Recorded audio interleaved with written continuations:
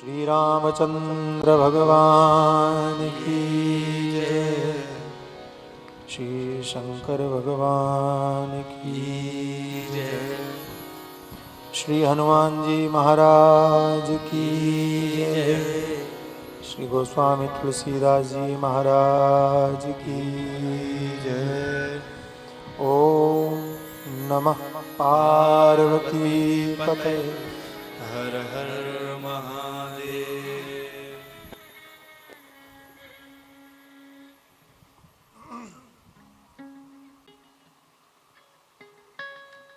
अखिल कोटि ब्रह्मांडाधिनायक परात्पर तत्व पर ब्रह्म परमात्मा तथा उन्हीं के अभिन्न स्वरूप सद्गुरुदेव भगवान के चरणों में अनंत प्रणाम।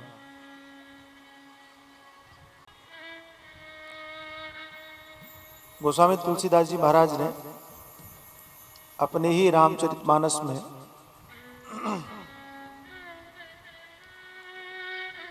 ये संकेत स्पष्ट रूप से किया है, धन्य घड़ी सोई जब सत्संगा।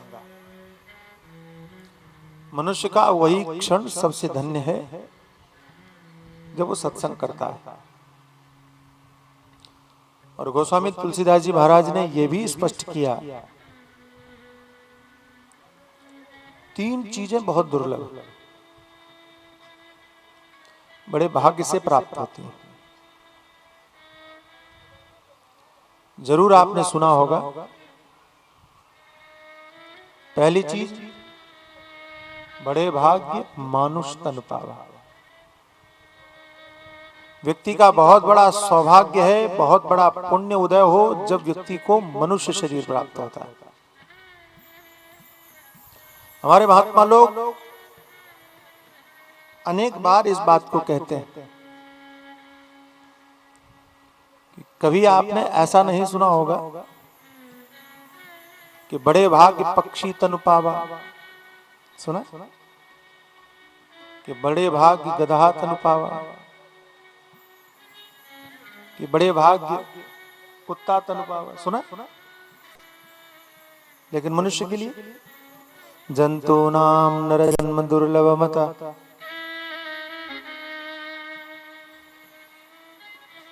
नर समान नहीं कौनु देही। मनुष्य शरीर के समान संसार में दूसरा कोई शरीर नहीं। इसलिए इस ब्रह्मांड में अनंत जीवों में से जिन जीवों को मनुष्य शरीर की प्राप्ति हुई, समझना चाहिए बहुत बड़े भाग्य की बात है। और जीव तो अनंत है, हमारा आप गिन नहीं सकते, इतने जीव हैं। और मनुष्यों की तो गिनती संभव है।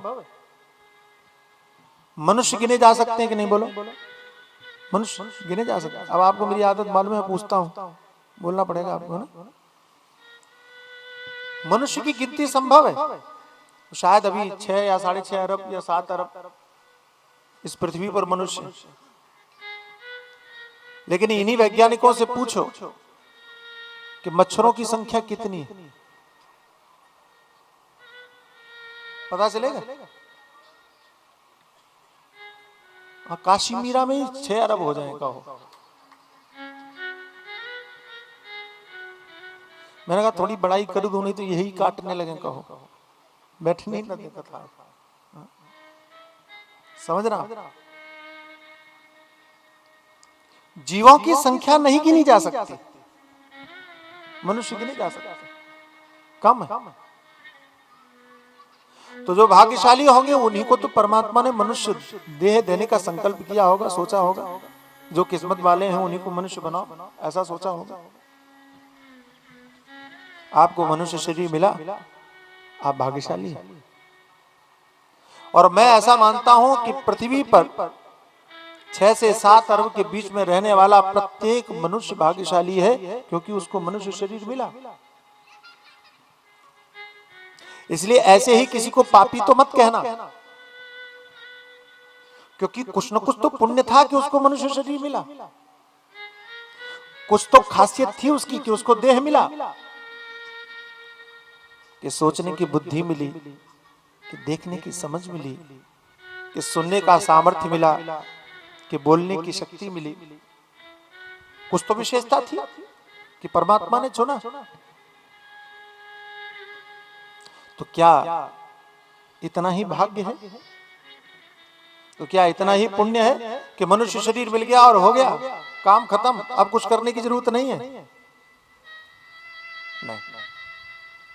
तब गोस्वामी तुलसीदास जी महाराज एक बात और कहते हैं, बड़े भाग्य पाइए सतसंगा,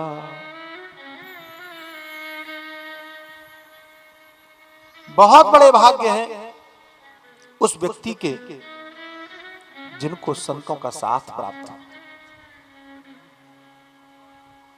ये थोड़ी सी और आगे की बात, और इसको इस तरह से समझ सकते हो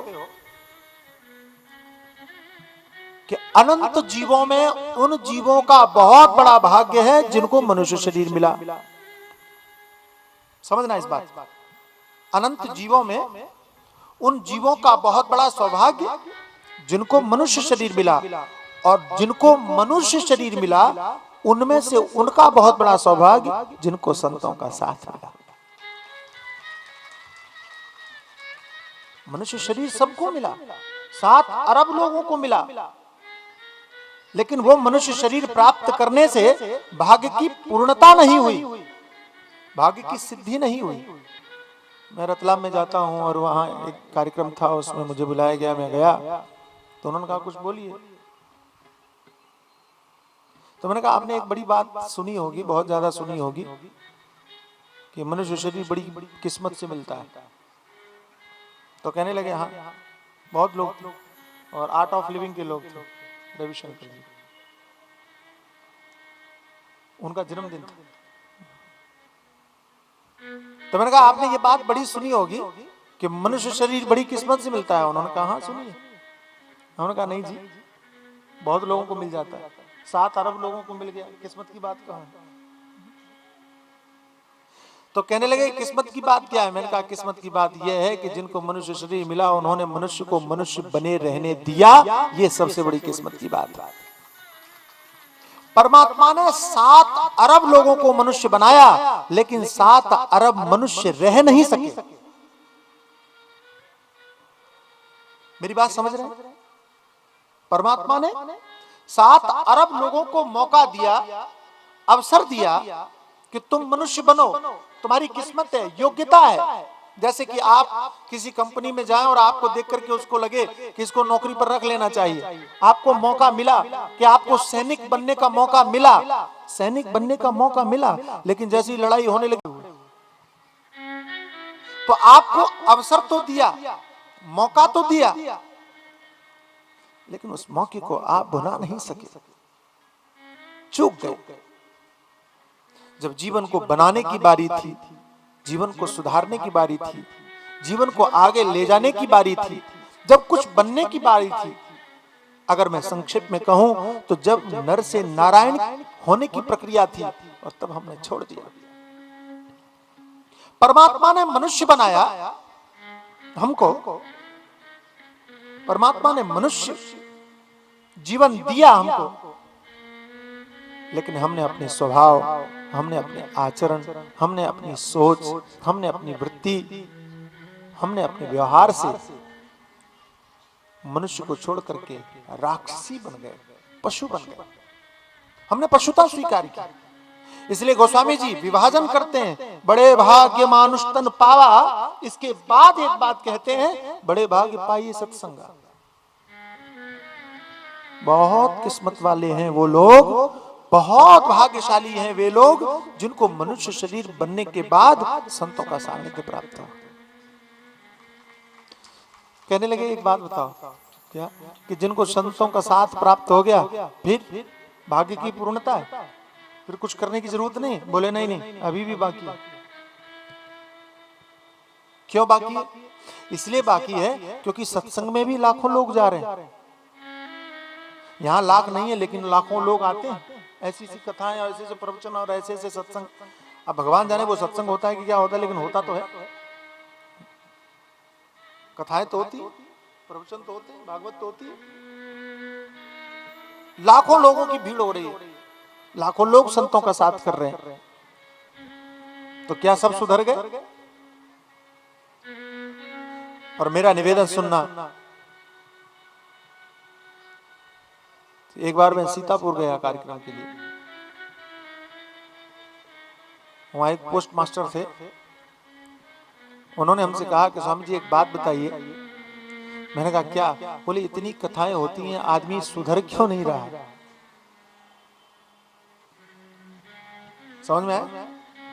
इतनी कथा होती हैं, इतने प्रवचन होते हैं, इतने सत्संग होते हैं, आदमी सुधर क्यों नहीं रहा? हमने कहा कि कहने वाले ही नहीं सुधरे हैं तो सुनने वाले कहां से सुधरेंगे? ये तो विनोद की बात हो सकती है, लेकिन मेरा निवेदन सुनना।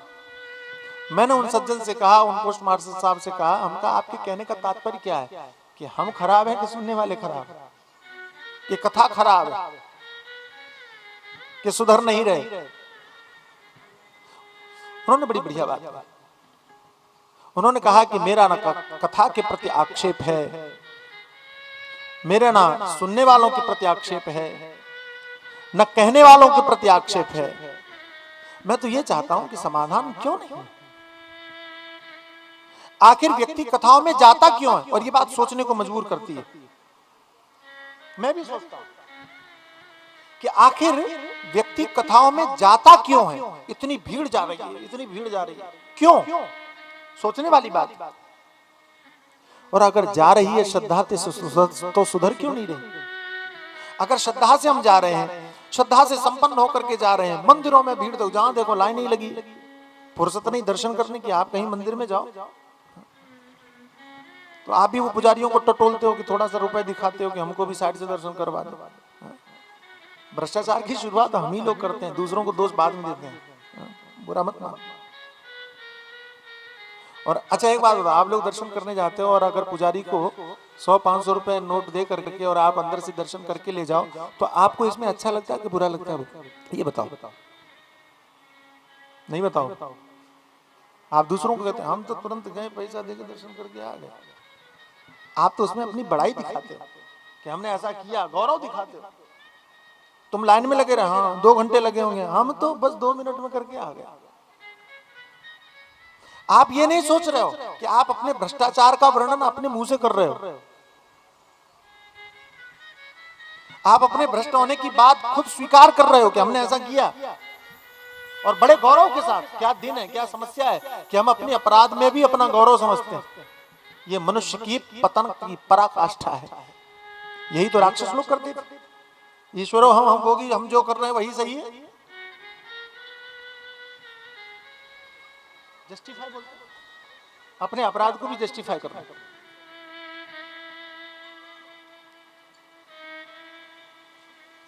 हर जगह भीड़ है। एक सज्जन ने बहुत कड़ी टिप्पणी किया कि हर जगह भीड़ है, भक्त नजर नहीं आते। हर जगह भीड़ है, भक्त नजर नहीं आते। इसलिए मीरा अकेली दिखाई पड़ती है। मुझे क्षमा करना मैं, लेकिन सच कहता हूं,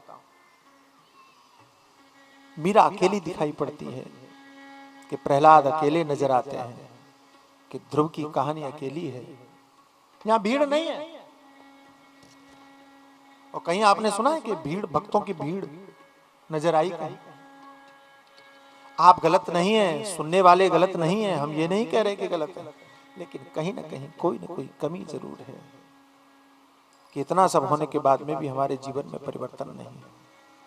इतना होने के बाद में भी हमारी मनुष्य होने की सार्थकता सिद्ध नहीं हो रही। कुछ तो गड़बड़ है। तो ये घटित कैसे होगा, सिद्ध कैसे होगा? गोस्वामी जी कहते हैं उपाय एक ही है। क्या? सत्संग सुनो। मंगल करन, इतनी बढ़िया बात कही, मैं क्या कहूं। मंगल करन कलिमल हरन, तुलसी कथा रघुना। मंगल करन कलिमल तुलसी कथा रघुनाथ की। मंगल करण कलिमल हरण तुलसी कथा रघुनाथ। मंगल करने कलिमल हरने तुलसी कथा रघुनाथ। कल्याण समाधान यही है और कुछ नहीं है। कथा सुनो, यही समाधान है। ये कथा मंगल करने वाली है। ये कथा कलिमल हरण, दोषों को मिटाने वाली है। तो मैं कह रहा था कि मनुष्य जीवन मिलना सबसे बड़े सौभाग्य की बात है, लेकिन भाग्य की पूर्णता यहाँ भी नहीं है। गोस्वामी जी ने एक बात और कही, बड़े भाग आई उर जासू। मनुष्य जीवन जिन्होंने प्राप्त किया उनके बड़े भाग्य, लेकिन मनुष्यों में जिन्होंने सत्संग प्राप्त किया उनके और बड़े भाग्य, और जिनको ये सत्संग की बातें जीवन में समझ में आ गई उनके सबसे बड़े भाग्य। कथा में आना भाग्य की बात है, लेकिन भाग्य की पूर्णता तभी है जब कथा में सुनी हुई बातों को हमने अपने जीवन में उतारा हो। ध्यान रखना, जिस व्यक्ति को भोजन का पता, भोजन करने से भूख मिटती है, ये पता चल जाए, वो भाग्यशाली। भूखा आदमी था, कोई भूखा आदमी था, परेशान था, बहुत ज्यादा भूखा था, और उसको मालूम नहीं था कि ये भूख मिटे कैसे। तो किसी ने कहा कि ये अमुक अमुक चीजें खा लो तो तुम्हारी भूख मिट जाएगी। तो बड़े भाग्य की बात है, उसको बताने वाला कोई मिला। फिर भोजन का इंतजाम हो जाए तो बहुत बड़े भाग्य की बात, और कोई भोजन कर ले तो सबसे बड़े भाग्य की बात है, तभी उसकी तृप्ति हो सकती है। ऐसे ही जीवन में मनुष्य जीवन का मिलना बहुत बड़े भाग्य की बात, सत्संग का मिलना और बड़े भाग्य की बात, लेकिन सत्संग की बातें जीवन में आ जाए ये सबसे बड़े भाग्य की बात है। आपको परमात्मा ने दो चीजें दे दी, दो भाग्य हमारे उत्पन्न हो गए। कौन कौन से? एक तो मनुष्य शरीर मिल गया, दूसरे सत्संग मिल गया। अब तीसरा वो आपको करना पड़ेगा। जैसे कोई व्यक्ति भोजन का इंतजाम कर दे, भोजन बना के भी दे दे, थाली परोस करके भी दे दे, तीसरा काम किसको करना पड़ता है? बोलो कि आपकी जगह कोई दूसरा खाए, आपका पेट भरेगा? नहीं भरेगा। ऐसे ही सत्संग अगर आपने सुना लेकिन उसको जीवन में हम न लाए। अच्छा, हम लोग हमेशा चाहते हैं दुनिया सुधर जाए, हम चाहते हैं, सबकी यही समस्या, लोग बेकार है। लोगों में हम भी आते हैं, इतना ध्यान रखना, लोगों में आप भी आते हैं, हम सब आते हैं लोगों में। इसलिए अगर आप कहते हो कि लोग बेकार है तो इसका मतलब है आप भी बेकार है, क्योंकि आप जिन्हें बेकार कर रहे हैं वो भी वही कह रहे हैं कि लोग बेकार है, तो आप भी बेकार है। लोगों को सुधारने का तरीका क्या है बताओ, मालूम है आपको? हाँ, लोगों को सुधारने का तरीका मालूम? हाँ, खुद को सुधारो, लोग सुधर जाएंगे। खुद को सुधारना शुरू करो, लोग सुधरेंगे। और हमने सुधारा, आपने अपने को सुधारा, सबने अपने अपने आप। मंगल करण कलिमल हरण तुलसी कथा रघुनाथ।